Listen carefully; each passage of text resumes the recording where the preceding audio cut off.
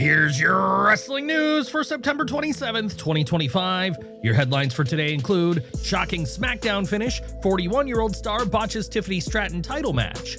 Doctors rushed in as Jade Cargill suffers nasty facial scar on WWE Smackdown. Smackdown chaos continues. What really happened between Nia Jax and Jade Cargill backstage? Drew McIntyre versus WWE Creative. Superstars set to walk out again. Mystery figure spotted. Who was lurking during two major Smackdown segments? Top WWE star is abandoned at the last second, sacrificing major championship chance on SmackDown. Major assault happens off-air following Sami Zayn's US title defense on SmackDown. Brock Lesnar's WWE hiatus, return plans, and more. Tiffany Stratton defended her title against Nia Jax and Jade Cargill in a match that had been building for months. Many expected this to be the night Stratton's reign, approaching 10 months, would end. In the final moments, though, Stratton landed a flawless moonsault on the 41-year-old Jax to retain her championship. Before the finish, a confusing moment unfolded when Nia Jax appeared to forget to kick out at 2.5. Referee Daphne LaShawn stopped the count, leaving the audience visibly puzzled. The stoppage gave the impression of a miscommunication or a slip-up. Under standard WWE protocol, referees are instructed to complete the 3 count regardless of whether a superstar remembers to kick out. Technically, the count should have counted to 3. Regardless of the confusion, Stratton quickly followed up with her signature moonsault, putting an end to a rivalry with Nia Jax and possibly signaling a pause in the tension with Jade Cargill as well. With crown jewel looming, Stratton now has a massive challenge ahead as she faces Women's World Champion Stephanie Vaquer in a high-stakes champion versus champion matchup. The show closed with both champions standing face-to-face, setting the stage for what promises to be a marquee encounter in Perth. One of the standout moments of the match, outside of the earlier botch, came when the action turned violent and Jade Cargill suffered a nasty cut to her face. The impact left her with a crimson mask as blood poured down, yet Cargill stood tall, posing in front of the camera and flexing the fresh gash as if to turn the injury into a defining highlight of the night. The brutal moment happened when Nia Jax shoved Cargill into the steel steps at ringside, catching her near the eyebrow and opening the wound. Medical staff quickly rushed in to check on her condition and tend to the cut, raising concern that the injury might have been more serious than it had appeared. However, those fears were soon eased. Post-broadcast footage revealed Cargill making her way to the gorilla position on her own without any medical assistance, suggesting that the injury was not as severe as initially believed. According to PW Torch, Jax later issued an apology backstage, and everything ended on good terms between the two competitors. Situations like these are always possible in such a physical environment, but in this case, it seems the matter was handled swiftly and professionally. After WrestlePalooza, Drew McIntyre made a striking appearance on tonight's show, limping into the ring with a walking boot. He came out visibly upset, crying, moaning, and complaining about the referees, questioning whether they actually worked for WWE or if they were secretly on Cody Rhodes' side. Nick Aldis entered the ring to confront him, urging McIntyre to stop making excuses. He questioned the walking boot, pointing out that WWE's medical team had cleared Drew. McIntyre brushed it off, insisting he trusted his own medical team. Aldis eventually left, telling him, "Enjoy the rest of your night because I'm done with you." McIntyre refused to leave, and moments later Jacob Fatu's music hit. Fatu didn't mince words, telling McIntyre to shut up and stop bitching. The confrontation escalated quickly. McIntyre grabbed the microphone and got in Fatu's face, only for Fatu to snatch it back, warning him that he's all gas and no brakes. The segment reached its peak when McIntyre landed a Glasgow kiss, but Fatu retaliated with a super kick, sending the walking boot flying off McIntyre's foot. Behind the scenes, reports indicate creative differences played a role in the segment. McIntyre reportedly disliked the walking boot angle and had his own ideas, which were not approved by SmackDown's writing team. The current plan, though it's unclear when it'll be executed, is to write Drew off TV once again, giving him a break from wrestling and clearing the way for his Hollywood commitments. According to Deadline, McIntyre has joined the cast of the upcoming Highlander reboot, starring alongside Henry Cavill in Amazon MGM Studios' new film. McIntyre will portray Angus MacLeod, Connor MacLeod's brother, with the movie directed by Chad Stahelski of John Wick fame. Highlander reboot has a great cast including Russell Crowe, Karen Gillan, Marissa Abella, Jimon Hansu, Max Zhang, and fellow former pro wrestler Dave Bautista, who previously shared the screen with McIntyre in The Killer's Game. The story revisits the 1986 original, starring Christopher Lambert as Connor MacLeod, an immortal warrior battling across centuries, a franchise that spawned multiple sequels and a 1992 TV series with Adrian Paul. Are you ready to see Drew McIntyre wield a sword and battle across centuries in Highlander? Enjoying the video? A quick like goes a long way in helping us grow and deliver more wrestling news you care about. After a quick recap of WrestlePalooza, the broadcast went live to the arena where Paul Heyman stood in the ring ready to speak. In classic fashion, he mocked Cody Rhodes by asking the crowd what they wanted to talk about, which immediately drew loud chants for the OTC. Cody Rhodes made his way out to confront Heyman in a segment clearly designed to continue the build toward the champion versus champion clash set for Crown Jewel 2025. The segment opened with Rhodes demanding clarity from Heyman. Rhodes asked whether he was speaking to the Oracle, the Wise Man, or the Advocate.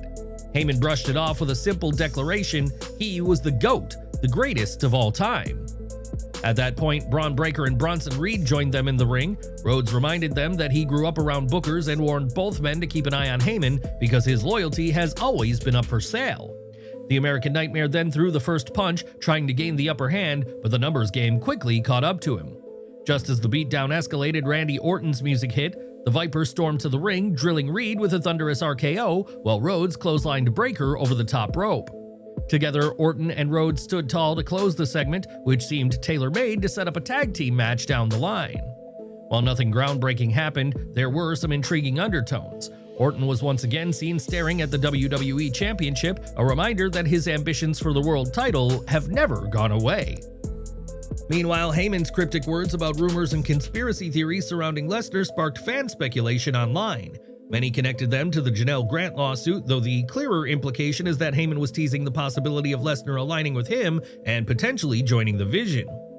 Fightful reports that the Beast Incarnate is expected to be off television for a while and will likely return around the Royal Rumble season to set up a program with Breaker, eventually leading to their match at WrestleMania 42. At this point, there's still no definitive answer about Heyman's future role with Lesnar. He could end up splitting time between the Vision and the Beast, but for now, Lesnar's involvement with Heyman's group appears limited. The focus remains on October 11th when Rhodes defends his WWE Championship against Seth Rollins in the highly anticipated champion versus champion match at Crown Jewel. Who do you think should walk out of Crown Jewel as the double champion, and would you like to see Randy Orton step up against Cody Rhodes for a future title match? Share your thoughts in the comments below. Aleister Black delivered a brutal black mass to Damian Priest on what was supposed to be his birthday celebration. While intense, the attack was framed as a consequence of Priest's earlier intimidation of a wheelchair user, adding a layer of narrative tension to their feud. Black made it clear that this rivalry isn't slowing down anytime soon, stating that "we're probably going to do this until there's only one of us left standing." With that in mind, fans can reasonably expect a potential last man standing match to be on the horizon, raising the stakes for this escalating conflict. At the start of the segment, a man was briefly seen in the background. He walked into frame for a moment and then disappeared just as quickly. Whether he's an actual WWE superstar or not remains unclear, but the sighting immediately sparked curiosity. Is WWE dropping subtle hints about a new storyline or surprise return? It's possible this figure was just an extra or someone coincidentally passing through, but there's a striking resemblance to Finn Balor, leading some fans to speculate along the lines of Austin Theory. What do you think? Is this a deliberate tease from WWE or just someone who happened to walk into the shot? Drop your thoughts in the comments below. We want to hear your theories. Tonight's #1 contenders match for the WWE Tag Team Championship featured two uneasy alliances, and the tension between both teams ultimately shaped the outcome. On one side, the Street Profits entered the bout promising they were back on the same page after weeks of miscommunication. Their recent losses had exposed cracks in their partnership, with each man failing to support the other in key moments. The situation wasn't helped by Uncle Howdy, Bo Dallas, whose looming influence has continued to stir dissension in the background. On the other side, The Miz and Carmelo Hayes have had their own struggles. Hayes has made it clear that he wants a United States Championship opportunity and a run as a single star, while Miz has repeatedly steered him back into tag team competition. Their uneasy pairing has been a storyline in itself, with Hayes clearly frustrated by the A-lister's attempts to position himself as a mentor. The match itself was competitive, with Hayes and Miz looking poised to secure the win on several occasions. It was Hayes who began taking control down the stretch, setting up for nothing but net and seemingly ready to close the bout, but before he could make his move, Miz tagged himself in, just as he had done before, stealing the spotlight in an attempt to secure the finish for himself. That decision backfired almost immediately. Hayes yanked back on Miz's arm, sparking a heated argument between the two. The hesitation opened the door for the Street Profits, with Angelo Dawkins slamming Miz to the mat and Montez Ford soaring with the From the Heavens frog splash to seal the victory. What stood out even more was Hayes' reaction. As the referee's hand hit the mat, Hayes slid into the ring and had the perfect chance to break up the pinfall, but he chose not to. Instead, he stood in place watching as Miz took the loss. His refusal to intervene wasn't accidental, it was a statement. Hayes had grown tired of being overshadowed by a partner who repeatedly tried to take credit for his hard work. The Profits may have survived tonight, but their next test is even darker. The Wyatt Six have been carving through the division with chaos and brutality, and the question is whether Ford and Dawkins can withstand the psychological warfare that's sure to come. So now we ask you, should Carmelo Hayes break away from The Miz and chase the single spotlight he's been waiting for? And do you think the Street Profits stand any chance against the Wyatt Six when the titles are on the line? Next up, Sami Zayn made his way to the ring for his United States Championship Open Challenge. Answering the call was NXT standout Javon Evans. Josh Briggs watched from the crowd, adding an extra layer of intrigue to the proceedings. The match started at a measured pace, but Zayn quickly took control, backing Evans into the corner with a series of stiff chops. Evans responded with a high-flying springboard clothesline, taking the champion down and showing why he's considered one of NXT's brightest prospects. Zayn and Evans immediately found the rhythm, delivering a competitive and engaging contest. Evans came within a hair's breadth of winning with an OG cutter, but Zayn kicked out, rallied, and sealed the victory with a haluva kick, followed by the Blue Thunder Bomb. The action didn't end with the bell. Once the camera stopped rolling, Javon Evans was ambushed by fellow NXT star Josh Briggs, a segment later shared on WWE's social media channels. This post-match confrontation adds more intrigue to the fact that the two men are scheduled to clash at NXT No Mercy. During a backstage segment on Smackdown, Shinsuke Nakamura made another appearance in the background while Sami engaged with Rey Fenix. The segment feels like a continuation of a familiar storyline, potentially building toward a match down the line. Even if Nakamura comes out on top, his previous US Championship run was not booked strongly, leaving fans to wonder just how impactful this storyline will ultimately be. How do you think WWE should book Shinsuke Nakamura going forward to make this storyline matter? Drop your thoughts in the comments below. The second match of the night saw B-Fab and Michin team up to face Giulia and her business advisor Kiana James. As the bout reached its closing moments, Michin landed her finisher on James, seemingly putting her team in control. However, Giulia tagged in at just the right moment, hitting a delayed Northern Lights bomb on Michin to secure the win. While the match wasn't necessarily bad, it struggled to find a consistent rhythm and lacked the intensity needed to fully engage the crowd. In fact, the audience showed little to no interest throughout the bout, which reflects poorly on Giulia's presentation and momentum. Do you think Giulia needs a stronger push to regain credibility, or was this just an off night? Share your thoughts in the comments below. With the women's tag team champions Alexa Bliss and Charlotte Flair watching backstage, the NXT duo of Sol Ruca and Zarya appeared tonight to demand a shot at the titles.